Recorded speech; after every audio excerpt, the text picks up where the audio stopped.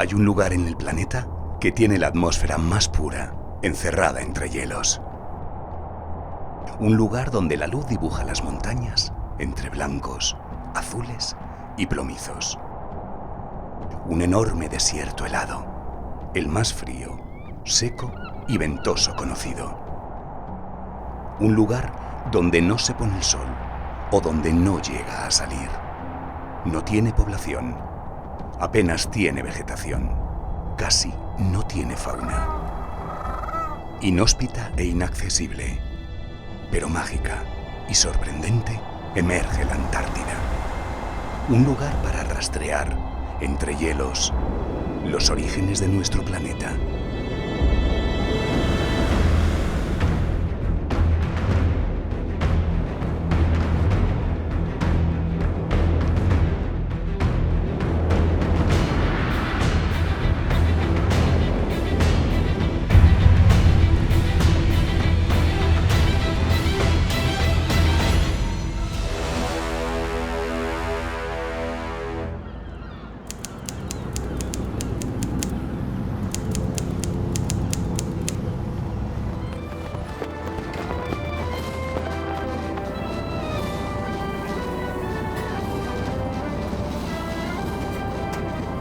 Este año, en la campaña Antártica 2014-2015, España va a contar con unos 15 proyectos de investigación y entre estos proyectos cabe destacar la gran colaboración internacional que vamos a tener. Vamos a tener participación de países como Japón, Bélgica, Chile y Argentina y vamos a estar trabajando en íntima colaboración con estos países.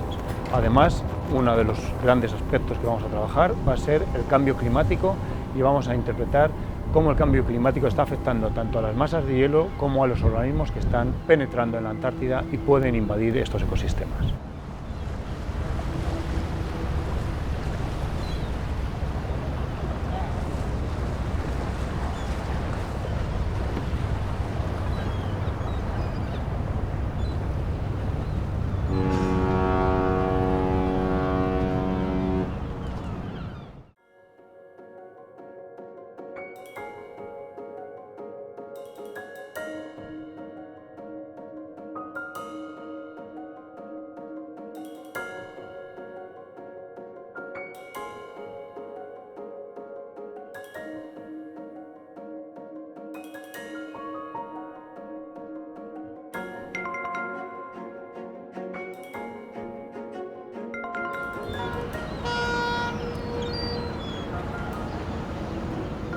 El buque oceanográfico Hespérides es un barco que opera en todas las zonas polares y en el intervalo entre las campañas polares desarrolla investigación oceanográfica en el resto del territorio mundial según las necesidades de España. En la Antártida tiene características de buque oceanográfico multipurpose, es decir, multipropósito. Puede realizar cualquier tipo de investigación oceanográfica. El Hespérides funciona sin necesidad de ningún apoyo y realiza la presencia de España tanto en los mares antárticos como en el Ártico.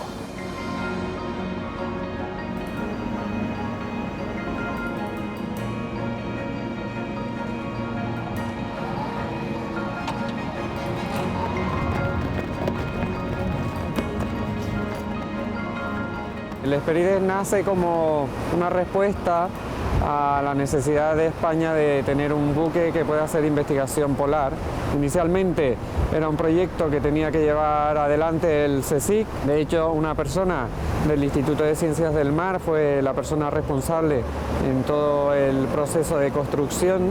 Fundamentalmente lo que ocurrió es que no había capacidad en esos momentos para gestionar un buque de esas características, pues era un barco de 84 metros de eslora, con mucha capacidad científica, mucha capacidad de personal. Entonces se decidió que el buque lo operara la Armada y así ha sido hasta ahora.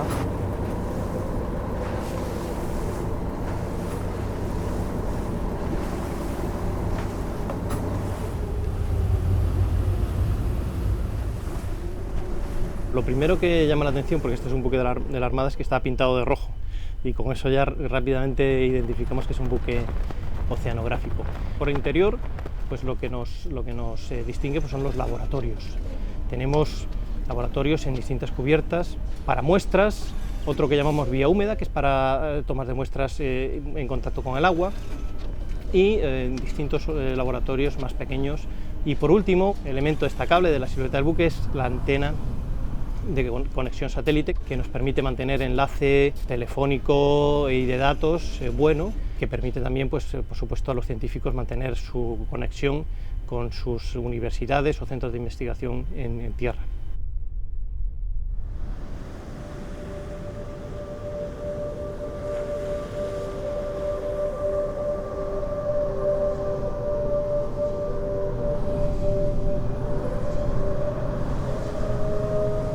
Nosotros hemos salido de Cartagena el 20 de octubre, hemos salido de Gibraltar, hemos salido en el Océano Atlántico y hemos llegado en Punta Arena después de más de 30 días de navegación.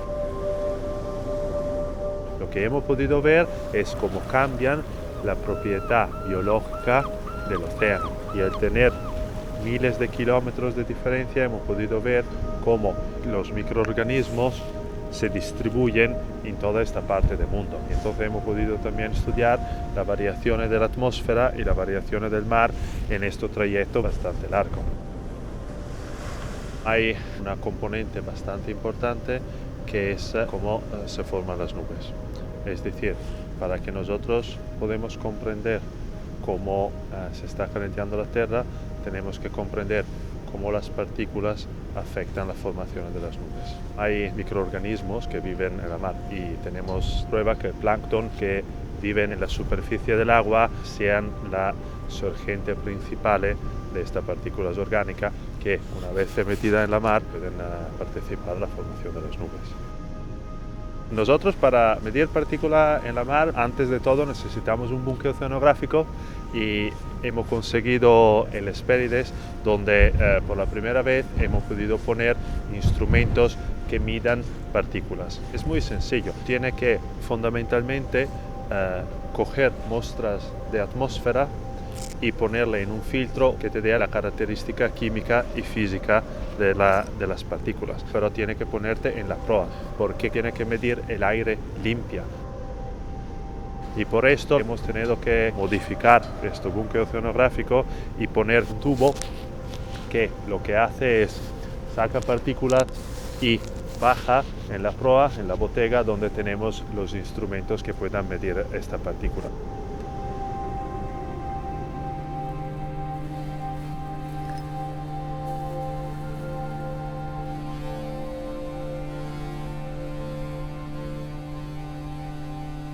Para comprender cómo el ser humano está modificando el clima, nosotros tenemos que ver cómo la atmósfera era antes del ser humano. Y para comprender esto tenemos que estar en zona muy limpia, donde la contaminación es prácticamente inexistente.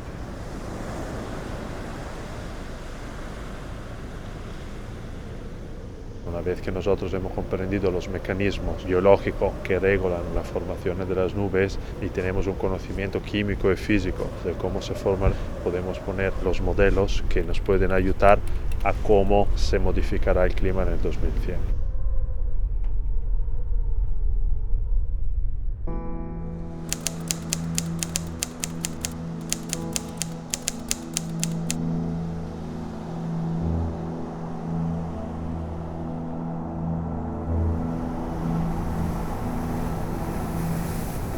Montañas que se elevan y acantilados que van a dar al mar. Nieves que se desploman y canales que se estrechan. El barco esboza una estela a su paso. Atrás quedan, dibujados por el viento, los límites del continente. Por delante, lo desconocido. Solo ante lo desconocido.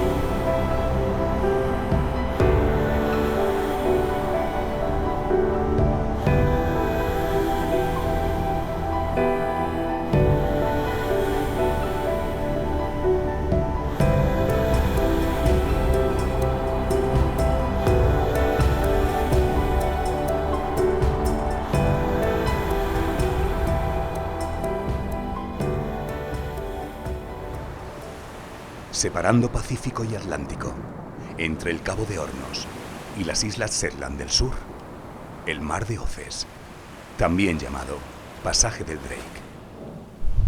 Lugar de vientos y corrientes, de intercambios de masas de agua y calor, de tormentas y olas que rozan los cielos.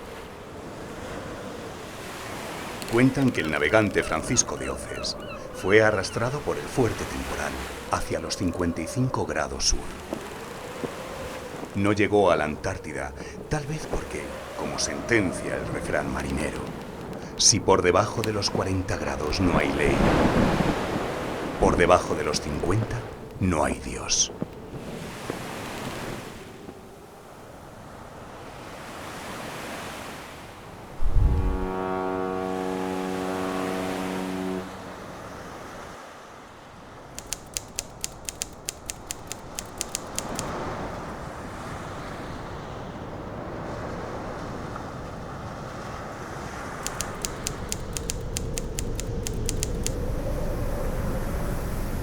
El protocolo surge como una necesidad. En la medida que el Tratado Antártico y las posibilidades de investigación abierta en la Antártida van llegando a todas las naciones, la cantidad de científicos que van al territorio antártico es masivo. Esto hace que haya que proteger ese territorio, no solo como símbolo, sino como una realidad física. Y el protocolo crea un comité, que es el Comité de Protección Ambiental Antártico, en el cual están presentes todas las naciones que forman parte consultiva del tratado, que son 29 en este momento.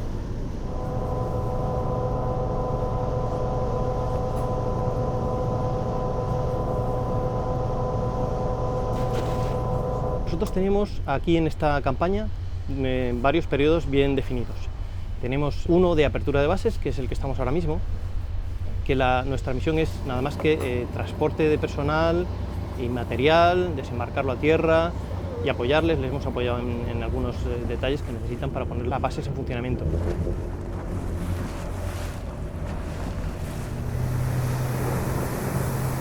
La Unidad de Tecnología Marina aparece como tal y con este nombre en el año 2001. Al principio era un grupo de 3-4 técnicos, eso fue creciendo hasta formarse la Unidad de Gestión de Buques Oceanográficos, que siempre ha estado ligada al Instituto de Ciencias del Mar en Barcelona.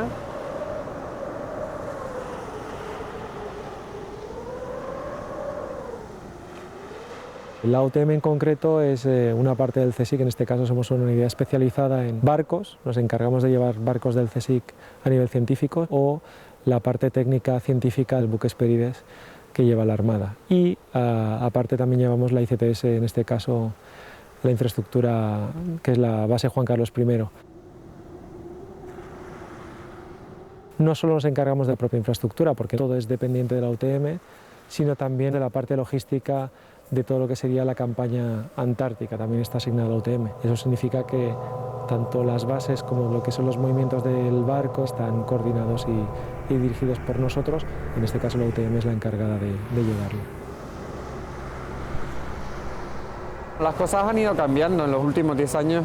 En las dos bases españolas ahora hay maquinaria que puede descargar material pesado, pero antes se bajaban en cajas individuales que no pesaran más de 30 a 40 kilos para que se pudieran bajar por dos personas. El recipiente donde va todo el material está estandarizado. Las dos bases utilizamos el mismo tipo de caja. Dependemos mucho más de las máquinas, es cierto, pero también digamos que está un poco más organizado. En el tránsito que se hace del buque a las bases, todo se hace a través de la Zodiac del buque y es un trabajo que lleva su tiempo y también su esfuerzo.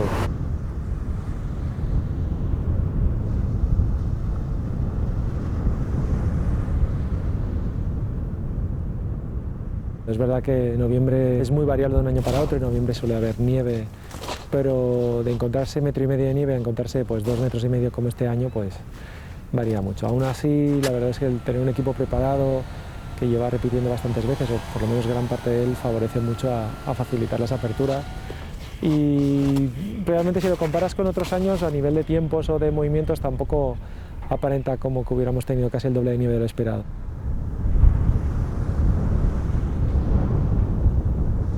Me encargo de dirigir el grupo y que funcione, y durante el año como gestor formo parte de la decisión y luego la parte científica está bajo mi responsabilidad en el sentido de decir de que tengan unas instalaciones adecuadas para ellos, que puedan trabajar y también su seguridad.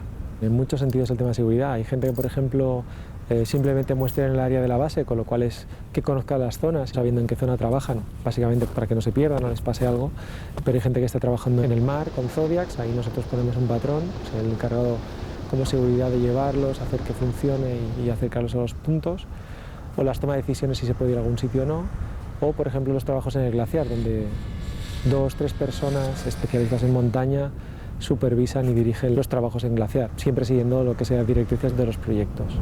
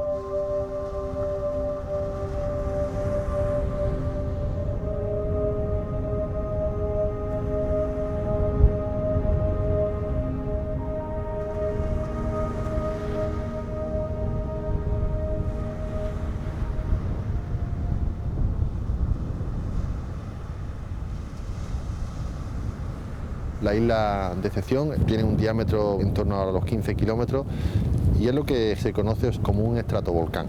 Lo más característico quizás sea la caldera en la que nos encontramos. Caldera que no cráter. Cráter volcánicos podemos tener en la isla, no sé, decenas.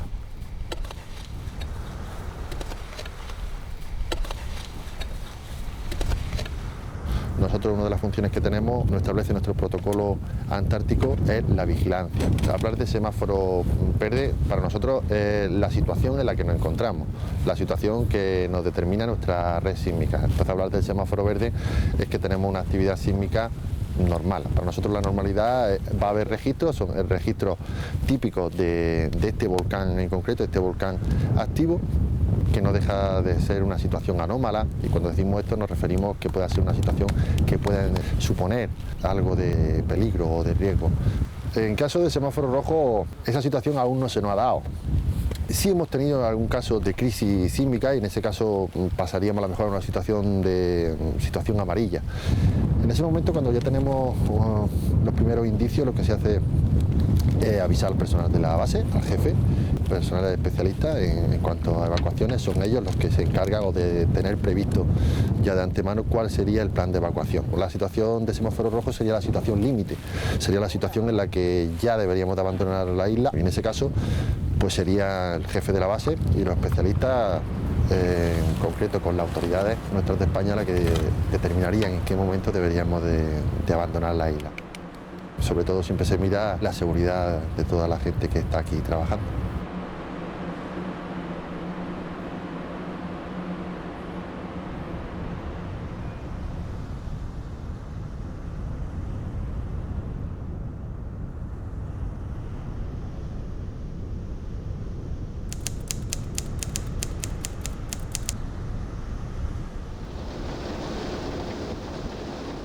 Los requisitos para abrir la base: para la dotación, bajar con la mochila de ataque, bajar con el Big Box de apertura, y con eso ya podríamos abrir la base. Pero principal, tener energía eléctrica. Llegar a los grupos electrógenos, eso significa palear, como hemos paleado este año 2 metros de nieve hasta llegar a los grupos, encenderlos y a partir de ahí poner en funcionamiento los módulos principales.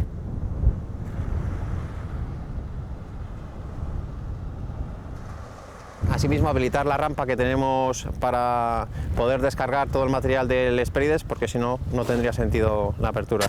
Este año hemos tenido que tirar malla de estabilización y echar piroclasto a la rampa, porque si no, no había manera de que la máquina Merlo subiese. Tengo la mitad de la dotación que por las noches se le duermen los antebrazos y se le duermen las manos, y eso ha sido de los primeros días estar constantemente paleando nieve.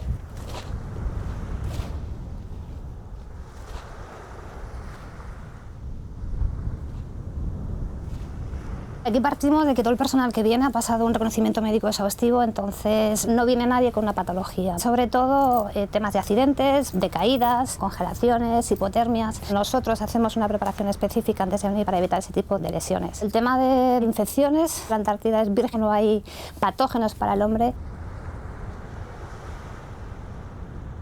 Igual cuando desembarcas del buque hay gente con un catarrillo, algún problema digestivo, pero 4 o 5 días desaparece todo. Uno de los peligros que nosotros corremos aquí es cuando estás en la Zodiac, el caerse un hombre al agua. Por eso ante todo es el lema de la campaña de seguridad, porque el agua está muy fría, pero nosotros llevamos unos trajes de protección que nos permiten estar en el agua casi 3/4 de hora sin llegar a entrar en hipotermia ni en congelación. Son incómodos de ponerse, pero que salvan la vida.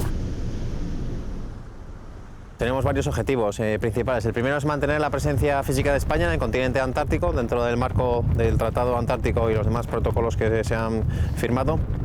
Apoyar a los científicos del Ministerio de Economía y Competitividad, mantener las instalaciones, material y equipo en condiciones de empleo para poder posibilitar las labores de investigación y llevar a cabo proyectos específicos del Ejército de Tierra, en el ámbito de las telecomunicaciones, en el ámbito de la sanidad, medio ambiente.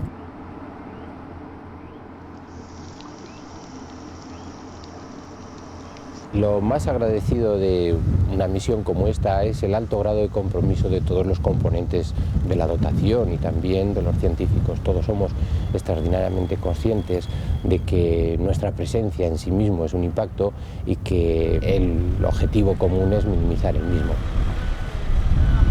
El sistema de gestión medioambiental obliga, por su propia definición, a establecer un sistema de mejora continua. La aportación de esta campaña es la introducción de algunos sistemas de protección biológico para impedir el asentamiento de estas especies que hemos denominado foráneas. Adicionalmente, también se ha planteado en algunos casos las situaciones en las cuales algunos componentes científicos o incluso componentes de la dotación pueden permanecer durante muchas horas fuera de la base. Esto implica también que tengan que realizar sus necesidades igual que en condiciones normales. Eso supone obviamente un problema de impacto porque pueden llevar a cabo contaminaciones. En este sentido nosotros incorporamos también algunos sistemas que ya hemos ensayado en otras zonas como en Afganistán o en el Líbano, utilizar estos sistemas de tal forma que esos residuos puedan ser portados de nuevo a esta base y ser gestionados de forma adecuada.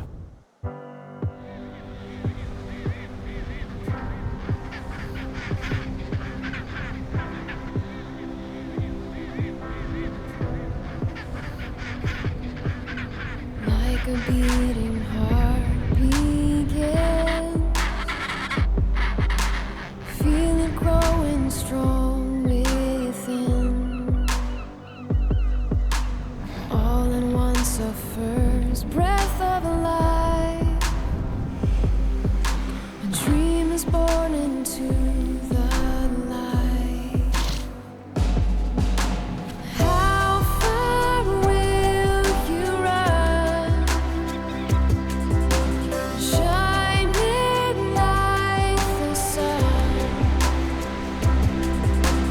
How much will you give to this life you live? To this life you live.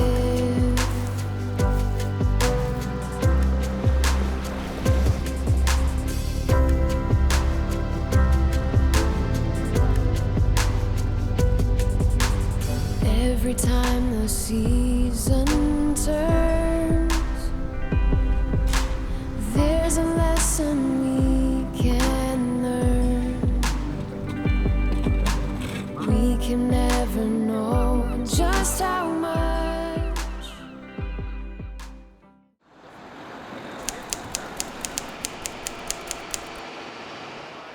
Yo creo que es un lugar de investigación internacional y desde luego españolas. Hasta en los momentos más complejos por los que hemos pasado, yo creo que nos podemos referir al año 2012, incluso en esas circunstancias tuvimos expedición a la Antártida.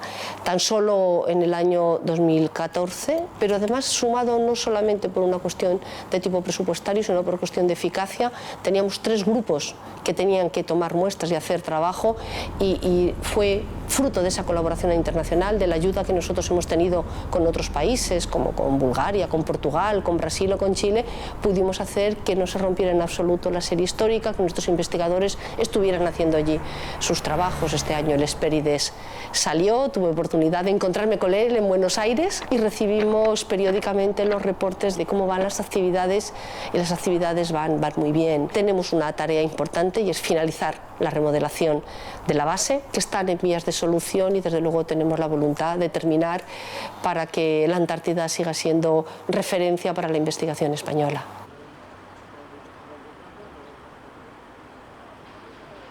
La antena del Georradar, vale. Esta, esto por aquí. Aquí estamos en el proceso de rellenar las cajas con el material que ha de ir a Isla Livingstone, a la base Juan Carlos I.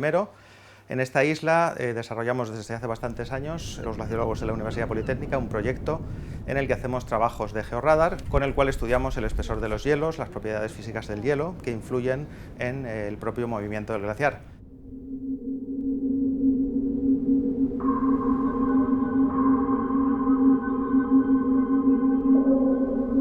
La importancia que tienen los glaciares es daros cuenta que la Antártida es la reserva de agua dulce más grande que hay en el mundo.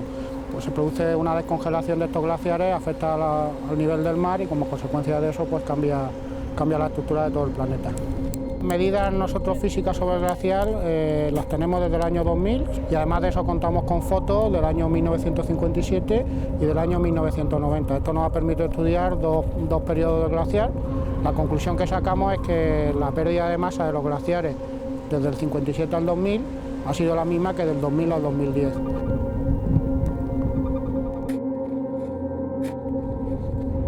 La estabilización relacionada con el incremento del nivel de precipitaciones.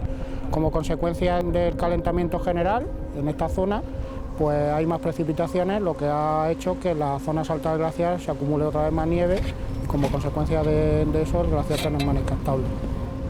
Los glaciares, lo que nosotros tenemos instalado es una red de estacas, unas estacas de madera de aproximadamente 3,75 metros de longitud, que están clavadas en el glaciar y como consecuencia de eso se mueven solidariamente con él. Nosotros lo que medimos es la posición de esas estacas año a año.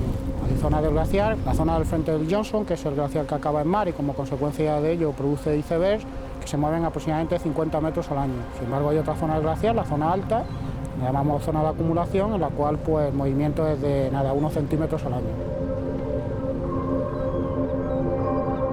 Todos los frentes glaciares que tenemos en la bahía sur, que está al otro lado de aquí, donde está la BAE, en el otro lado de la isla, esos frentes son inaccesibles para el ser humano, porque hay muchas grietas y no podemos ni establecer estacas ni ir a medir. Entonces el hecho de que exista el dron nos permite estudiarlo todos los años, por lo mismo que estamos haciendo en el resto del glaciar.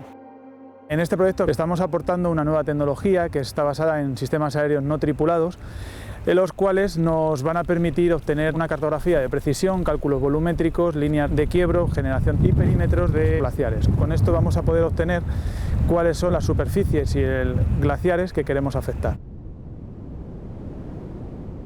Los objetivos con los que hemos traído este dispositivo son dos. Por un lado, cartografiar zonas que no han sido cartografiadas con frecuencia o no están actualizadas lo suficientemente, y por otro lado, el controlar los frentes glaciares y tener una información más a demanda y con una mayor frecuencia de cuál es la evolución de esos glaciares. Trabajando en la Antártida nos hemos encontrado con dos grandes retos. Uno de ellos es la meteorología cambiante. Observamos que cambia muy rápidamente. Eso nos limita en cuanto a lo que es la operación y estar más pendiente a nivel de pilotaje de cómo se utiliza el avión. Por otro lado, la mayoría de la zona que estamos cartografiando se encuentra muy nevada y hay nieves muy continuas. La información que estamos obteniendo se genera en liso. Por explicarlo de una forma más sencilla, estamos encontrando velos continuamente y no tenemos diferencias de contraste en las superficies nevadas que estamos midiendo. Cuando vamos al glaciar lo que hacemos es darles el apoyo en cuanto a seguridad. Ellos suben, tienen un poquito de desconocimiento, como es lógico, de lo que es moverse entre grietas. En ocasiones somos nosotros los que tomamos mediciones porque están en sitios complicados de llegar. Lo que más nos preocupa cuando estamos trabajando son las grietas. Luego también tenemos a veces problemas con la zona, con el mal tiempo, la niebla, el viento. Normalmente siempre nos movemos con el GPS porque hay días que no somos capaces de ver la parte delantera de la moto. Aquí nos viene lo del famoso viento blanco, que pierdes totalmente la perspectiva de lo que es subir, bajar, no sabes muy bien dónde estás y para nosotros en esos momentos pues el GPS es fundamental.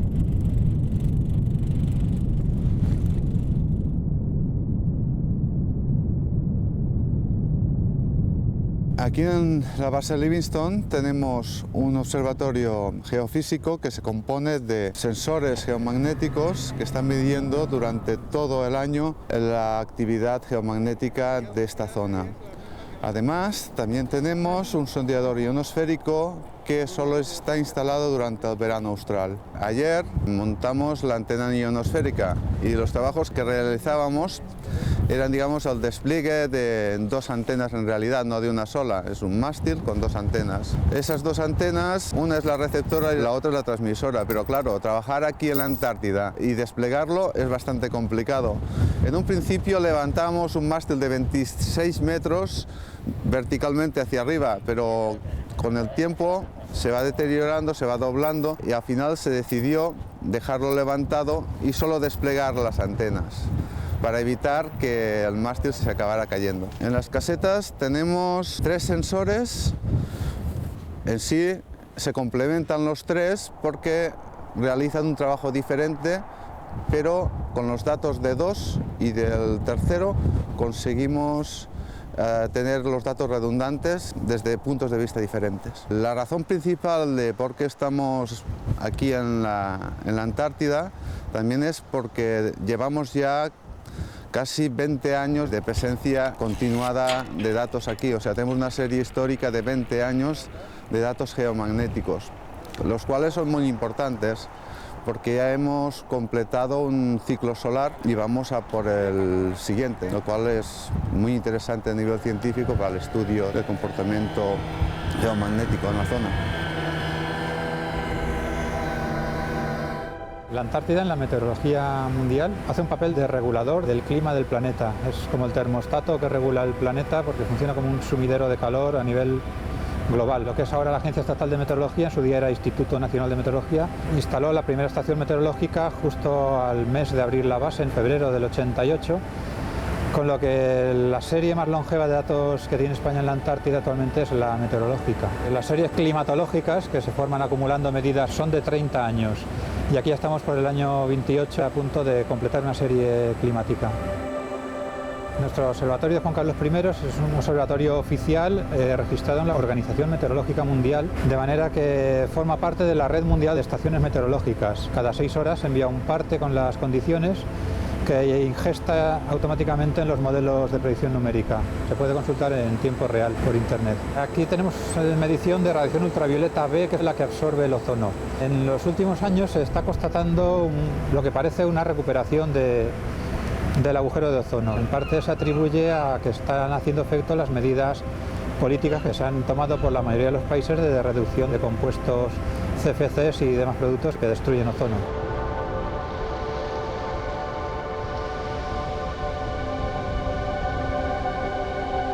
Cuando definimos un contaminante orgánico persistente, lo definimos por varios parámetros. Uno, porque es tóxico.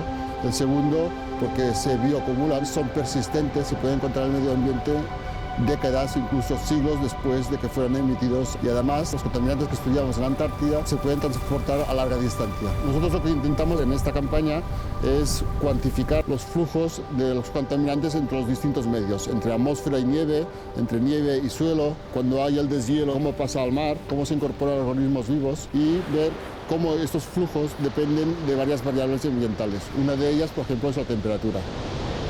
Una vez tengamos este estudio terminado, podemos intentar hacer proyecciones de cómo el cambio climático va a afectar el ciclo de estos contaminantes de la Antártida en el futuro. Una segunda parte del proyecto que estamos realizando aquí es entender cómo se movilizan los contaminantes en el medio acuático. En la zona costera, aquí en la bahía delante de la base Juan Carlos I. Lo que hacemos es tomar muestras de agua de mar, necesitamos muchos litros y después los concentramos y además tomamos muestras biológicas que en este caso nos centramos en niveles bajos de la cadena trófica, que aquí en la Antártida será fitoplancton y krill. Hemos hecho un estudio reciente con aves, en concreto con petreles marinos, que ocupan unos niveles relativamente altos de la red trófica porque son especies bastante oportunistas y carroñeras y por lo tanto están ingiriendo una concentración bastante elevada de contaminantes puesto que le vienen de niveles inferiores de la red trófica. Los contaminantes orgánicos, sus concentraciones son muy bajas y si los miráramos uno a uno no representarían ningún peligro para el medio ambiente. Pero como hay miles de ellos, todos juntos sí que pueden tener un efecto en los organismos biológicos. Se ha demostrado que pueden tener efectos neurotóxicos, inmunológicos, incluso efectos a nivel de reproducción y en el caso más grave podrían llegar a producir alteraciones a nivel poblacional. Significa que pueden cambiarse las relaciones en la proporción de machos y hembras en una determinada población, por ejemplo. De manera global, la parte más importante es conseguir comprender bien toda la dinámica del comportamiento de estos contaminantes en el medio. Pero no solamente en el medio físico, sino también de paso a lo que serían los ecosistemas antárticos. Tomamos muestra de la nieve que ya lleva unos días o la que acaba de depositarse y después estas muestras serán analizadas en el laboratorio en Barcelona. Además tomamos muestras de suelos cuando no hay nieve y de líquenes.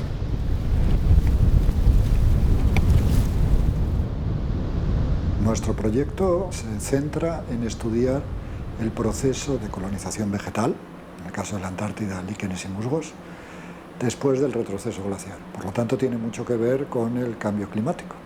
Los glaciares retroceden y eso es una oportunidad para la vida y también para la investigación. Los líquenes que nosotros estudiamos pueden ser considerados extremófilos, es decir, formas de vida que subsisten donde otros no pueden sobrevivir. Todo el mundo de la extremofilia nos enseña cómo la vida se adapta y sobrevive a condiciones muy difíciles. A partir de aquí se extraen multitud de enseñanzas, de conclusiones y de líneas de investigación muy interesantes, como por ejemplo la criogenia, cómo congelar tejidos e incluso otros seres vivos más complejos sin que mueran, las proteínas o moléculas relacionadas con la supervivencia, en el caso de los líquenes, antibióticos que se obtienen en bastante cantidad, que son una nueva fuente para la lucha antimicrobiana.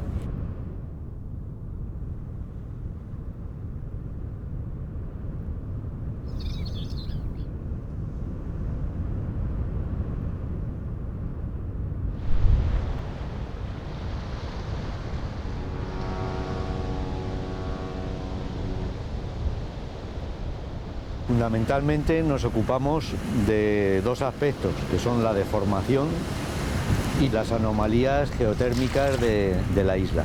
Pero también se están introduciendo otros factores nuevos de estudio. Hace unos años nuestro investigador principal, Manuel Berrocoso, pensó que la actividad mareal podría ser interesante también estudiarla para ver si tenía la actividad volcánica alguna repercusión sobre ella. Y entonces se abrió una nueva línea de investigación hace unos años con el fondeo de mareógrafos en dos puntos. Uno en la isla de Decepción, que estaría afectado por la actividad volcánica, y por supuesto para poder comparar necesitábamos otro mareógrafo en un sitio que no estuviera afectado de la actividad volcánica. En este caso tenemos la suerte de que España tiene dos bases que están muy próximas. Una de ellas está afectada por el volcán, está en el propio volcán, y la otra de ellas no, en la isla Livingston. Ayer lo que hicimos fue precisamente recuperar el mareógrafo que hemos tenido instalado durante un año completo. Lo hemos recuperado con éxito. Previamente llevábamos otro instrumento ya programado y lo hemos fondeado en su lugar con la idea de que el próximo año pues tengamos ya y poco a poco pues tenemos series cada vez más amplias que nos darán información.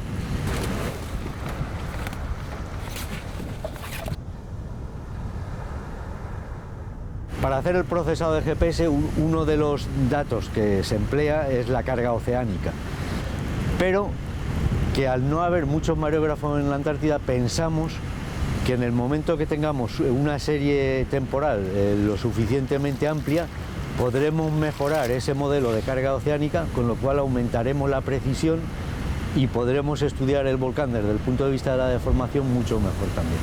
no solo basta con eso, ¿eh? Necesitamos hacer unos trabajos de apoyo topográfico para luego poder situar exactamente a qué altura está el mareógrafo. ¿Cómo se hace eso? Pues como con los trabajos que hicimos ayer, con un nivel muy preciso, una regla graduada en milímetros, pues se hace una serie de operaciones. Tenemos una marca que está colocada en el suelo mediante un clavo geodésico que tiene una nivelación muy precisa y lo utilizamos de apoyo para poder dar luego cota al mareógrafo que está fondeando.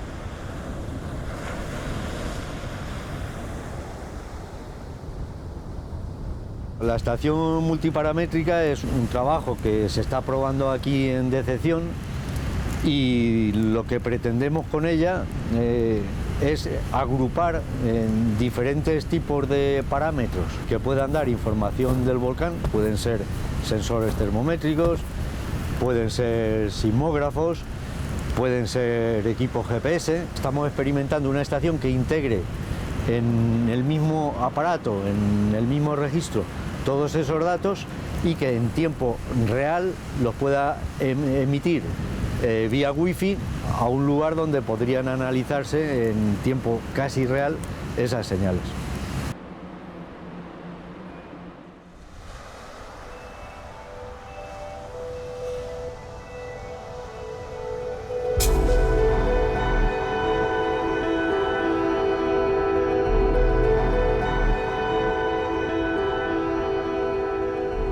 En contra de lo que dicen, aquí hay muchos virus y entonces yo el primer año que llegué, como nos pasa mucho, me afectó dicho virus y cada vez que puedo vuelvo. Es verdad que llevo ya 9 campañas, pero cada campaña es distinta y cada campaña es igual o mejor que la anterior. Supone un sueño alcanzado, un reto, el mantener esta base abierta a 13.000 kilómetros de distancia de territorio nacional.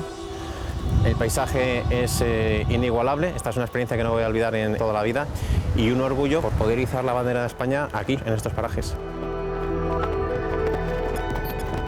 Las relaciones de enganche, realmente apetece siempre volver. Hay cosas que no puedes hacer en tu vida diaria, como navegar en una soda y aquí de repente aparezca una ballena, o tener la posibilidad de ver animales que no encuentras en ningún otro lado, pingüinos, focas, elefantes marinos. La luz, el espacio, el paisaje, la sensación de aislamiento, hay un montón de cuestiones que hacen que la Antártida enganche y que apetezca volver. A mí me cambió la vida, nuevas preguntas, nuevas posibilidades, una nueva línea de investigación que se ha mostrado muy interesante, productiva también. Me ha abierto un horizonte absolutamente nuevo, así que estoy tremendamente agradecido a la Antártida. Me ha dado la posibilidad de conocer a muchos científicos de diferentes países, equipos internacionales que son tan importantes para mantenerte ilusionado, ¿no?, con tu trabajo. Para mí esto es un premio, lo volvería a repetir.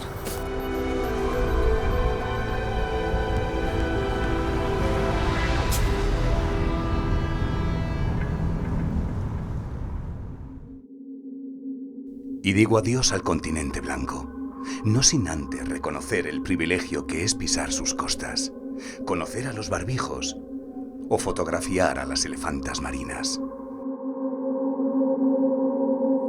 Sentir el frío verdadero, conocer el día sin noche, el crepitar del hielo rompiendo en intensa sinfonía contra el aire que respiro, la sensación de aislamiento y de capricho ante la naturaleza, el tiempo que no pasa. Y compartir con personas muy diferentes un sentimiento de cooperación, trabajo, esfuerzo y cercanía. Un conjunto de personas movidas por la necesidad de investigar nuestro entorno, allá en los confines de nuestro planeta. Eso es la Antártida, un inmenso desierto blanco, un continente vivo para la ciencia.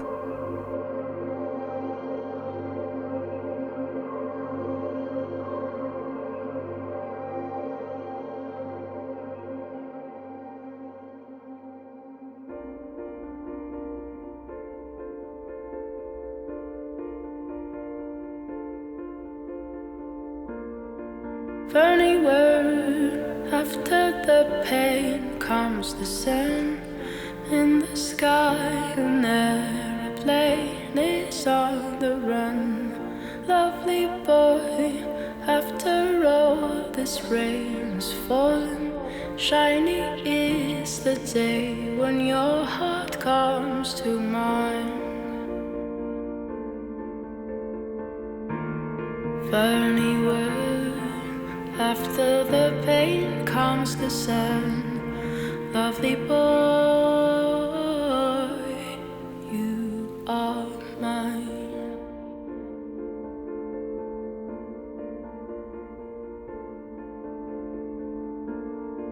Honeywood, you're so nice but so fragile.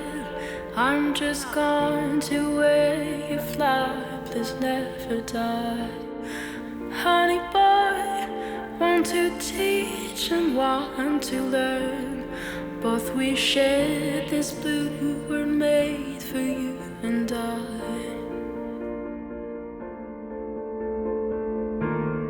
Funny word, after the pain comes the sun.